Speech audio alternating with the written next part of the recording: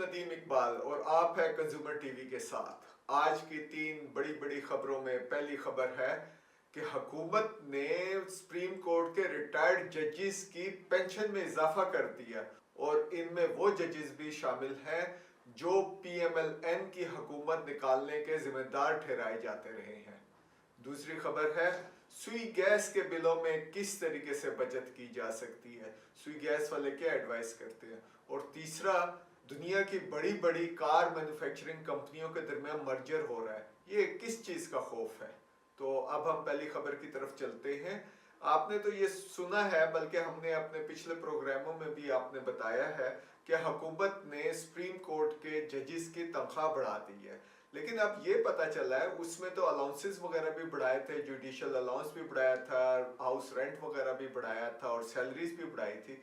लेकिन अब ये पता चला है कि तकरीबन, बल्कि तकरीबन नहीं यकीनन, जो 84 नंबर बनते हैं पेंशनर जो है हायर कोर्ट्स के यानी सुप्रीम कोर्ट के हैं, उनकी पेंशन में भी इजाफा कर दिया गया और इसमें 12 सुप्रीम कोर्ट के रिटायर्ड चीफ जस्टिस हैं।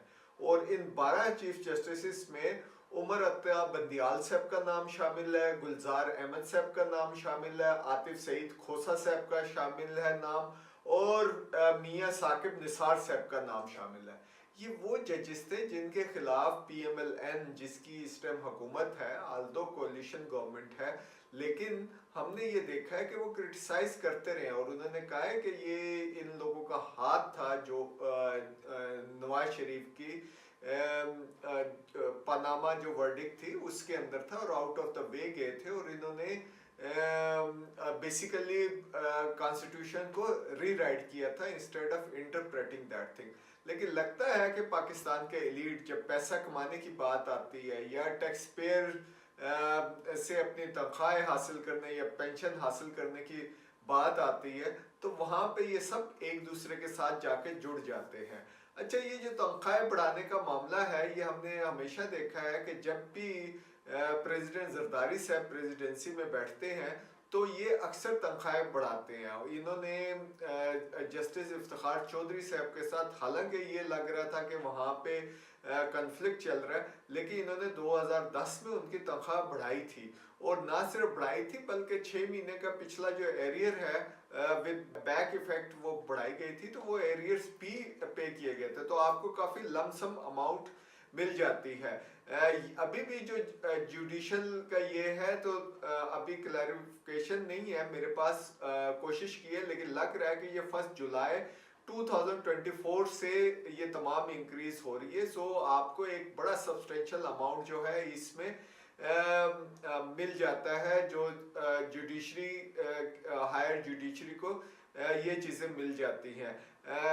सिविल सोसाइटी की तरफ से एक लेटर भी लिखा गया था चीफ जस्टिस ऑफ पाकिस्तान को और इनको बताया गया था कि यूके के अंदर एक जो लोअर काडरे है, एक जेनिटर का या एक सफाई करने वाले शख्स का बहुत इंपॉर्टेंट होता है, उसके और चीफ जस्टिस की सैलरी के अंदर जो रेशो है वो 1 से 4 की रेशो है और पाकिस्तान में वो 1 से 150 की रेशो है।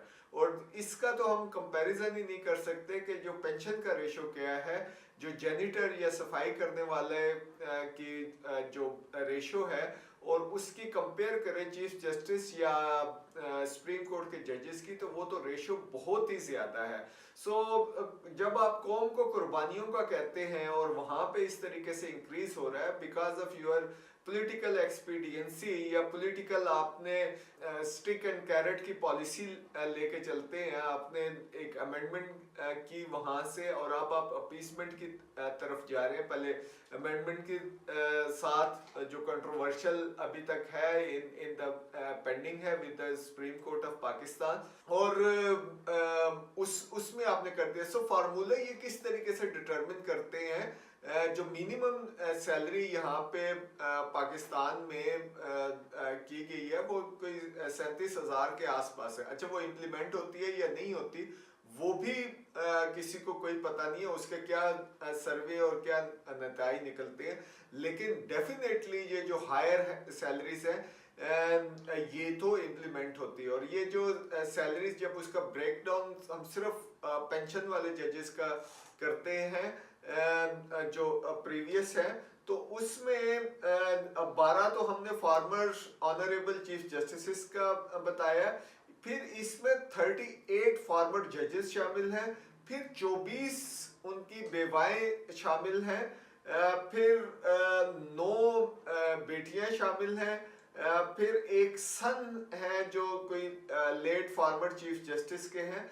सो ये टोटल मिला के 84 के करीब लोग बनते हैं जिनकी पेंशन है। आप सिर्फ ये इमेजिन करें कि ये कितना लोड जो है ये टैक्स पेयर्स के ऊपर चला गया, जबकि हमको ये बताया जाता रहा कि जनाब पेंशन का बिल बहुत ज़्यादा होता है तो और कौम को सेक्रीफाइस करना चाहिए, लेकिन ये यहाँ पे कुछ चीज़ें जो आपको नज़र आ रही है, ये डिफरेंट सिनेरियोज नज़र आ रही हैं जो पॉलिटिकल एक्सपीडियंसी बात कर डिटरमिन कर रही है ये तमाम चीज़ें। जो हमने आपको पहले भी बताया था कि जो बेसिकली जो हाउस रेंट है वो तकरीबन 70,000 से बढ़ा के कोई 3,50,000 कर दिया गया था सुप्रीम कोर्ट के ऑनरेबल जजेस का, अगर वो ऑफिशियल रेजिडेंस नहीं लेते। और ये जो गवर्नमेंट एक्सपेंस के ऊपर ये मेंटेनेंस भी उनके घर की जो है मेंटेनेंस की कॉस्ट भी गवर्नमेंट एक्सपेंस से ही की जाती है। इसी तरह supreme judicial allowance in addition to the salaries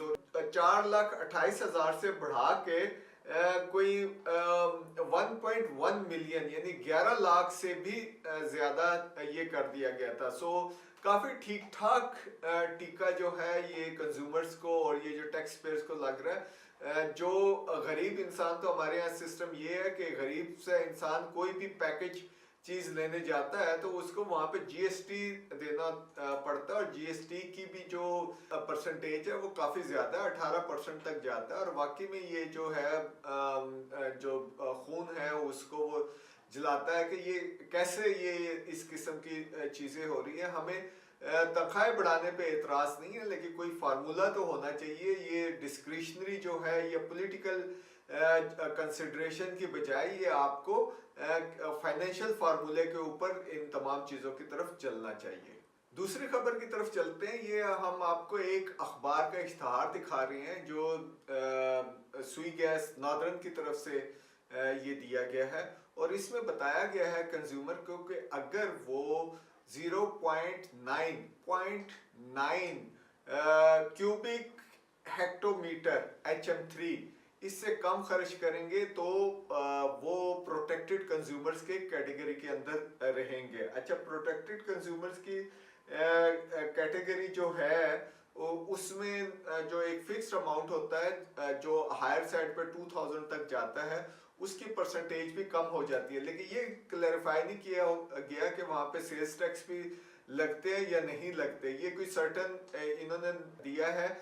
ये जो HM3 है इसको फिर कन्वर्ट किया जाता है metric million British thermal unit BTMU, और फिर हर BTMU के अगेंस्ट जो है ये प्राइस है ये तकरीबन 200 के आसपास चली जाती है। ये प्रोटेक्टेड कंज्यूमर्स के अंदर है। ये हम इसको कैलकुलेट करें कैसे ये समझ आएगा।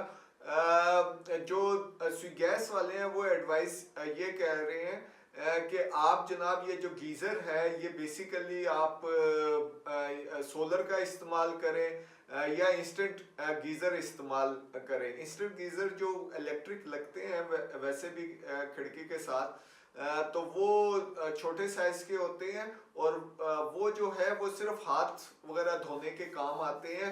वो शावर के लिए समझा जाता है क्योंकि उसके अंदर स्टोरेज की कैपेसिटी कम होती है, तो शावर के लिए नहीं इस्तेमाल हो सकते, लिहाजा वो इतने पॉपुलर भी नहीं है। फिर उन्होंने बताया एक कौन है, दुकानों के ऊपर जाके पूछे तो कोई भी वो कौन को रिकमेंड नहीं करता, वो कहता है जी बस एवं ही है, कोई फ़र्क नहीं पड़ता। और अगर ये आपने लेनी भी हो तो आपको ये सुई गैस के ऑफिस में जाना पड़ता है। लेकिन बेसिकली जो ये है कि आपने कॉन्शियस रहना, तभी आप ये जो सर्दी है टेम्परेचर जितना नीचे जाता है आपको ज़्यादा से ज़्यादा जो है गैस की कंजम्पशन बढ़ जाती है। ये हम एक कंज्यूमर का आपको बिल दिखा रहे हैं जो 14,000 से ज़्यादा है, और इसमें जो इनकी कंजम्पशन है 1.7 HM3 है।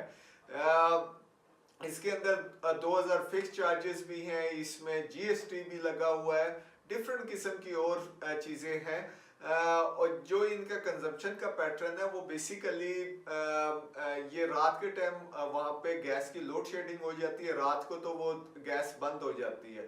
सो 3 टाइम कुकिंग के लिए इस्तेमाल होता है। और एक जो चलता है वो आपने देखा होगा, वो जापानीज आए हुए हैं हीटर जो कम एनर्जी और एफिशिएंट के साथ है। वो वो चलता है जो गीजर दो हैं, लेकिन वो जब शावर लेना हो तो वो फिर 1 घंटे पहले उसको ओपन किया जाता है और 1 घंटे बाद उसको बंद कर दिया जाता है। तो इनका बिल जो आ रहा है 1.7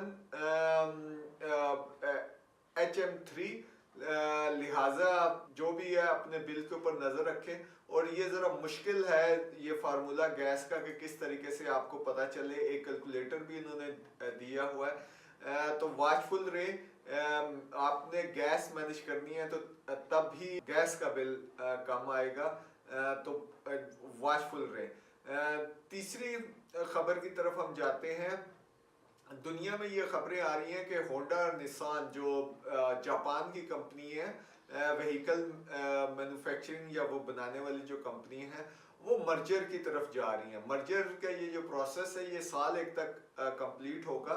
और ये जो होंडा है ये बेसिकली दूसरे नंबर की कंपनी है। और अगर ये जापान के दूसरे नंबर की, पहले पे तो टोयोटा है। और ये जब मर्जर होगा तो कहते हैं कि ये तीसरे नंबर की दुनिया की कंपनी बन जाएगी आफ्टर वॉक्सवैगन, टोयोटा, वॉक्सवैगन और फिर ये है। अच्छा, ये जो मर्जर हो रहा है ये बेसिकली इन लोगों के पास वो जो टेक्नोलॉजिकल एज है जो इलेक्ट्रॉनिक व्हीकल बनाने की, वो ये अभी तक कोई नहीं ला सके। सो इनकी जो मार्केट में पेनिट्रेशन है, ये सेल है, वो डिक्लाइन की तरफ जा रहे हैं, खासतौर पे अमेरिका और चाइना के अंदर। तो इसका इम्पैक्ट जो है पाकिस्तान के अंदर भी पड़ेगा। जो इलेक्ट्रॉनिक व्हीकल रजीम है उसमें तो टेस्ला और BYD बिल्ड योर ड्रीम जो चाइनीज है और चाइनीज की और भी कंपनी है वो लीड लेना शुरू करती हैं। सो मुझे ये लगता है कि ये जो वार है ये पाकिस्तान की तरफ भी आएगी, ख़ास तौर पे इलेक्ट्रॉनिक व्हीकल। और इसके अंदर इतने अच्छे अच्छे फीचर्स भी आते हैं कि governments are force to incentive जो इलेक्ट्रॉनिक व्हीकल बनाने वालों को वो दें। सो लेट्स सी कि ये वार पाकिस्तान में किस तरीके से आती है। और ख़ास तौर पे ये जब कमर्शियल रिलेशंस है ये भी डिटरमिन करते हैं फॉरेन पॉलिसी को। तो देखते रहिए कंज्यूमर टीवी।